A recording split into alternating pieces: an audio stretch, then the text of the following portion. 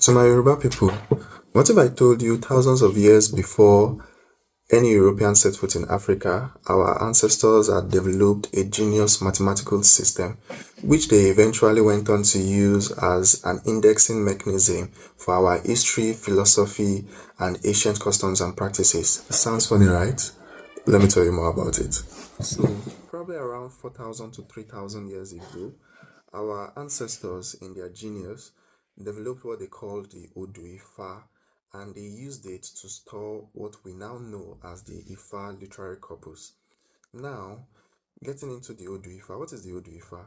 The Odù Ifá is a marking of ones and twos, which is now placed in a parallel of two columns of four combinations each.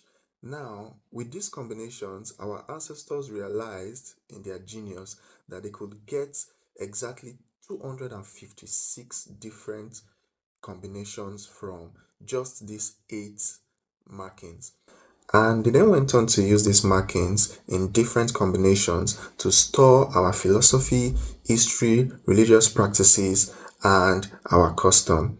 Now, what was the means of storage? That is where oral tradition comes in.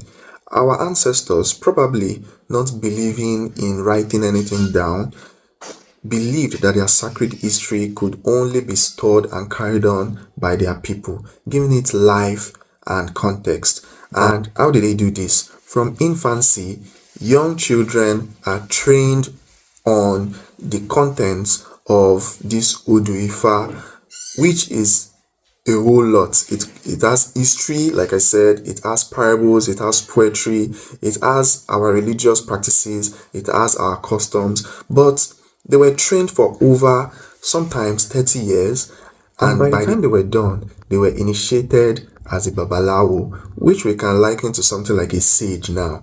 I know a lot of us from watching Hollywood movies would assume babalawos are fetish men who only reside in the shrine and perform rituals. Well, that isn't true. These babalawos were in fact sages that held our history, our poetic culture, our religious beliefs, and our religious systems, and even some of our religious procedures all in their head entirely.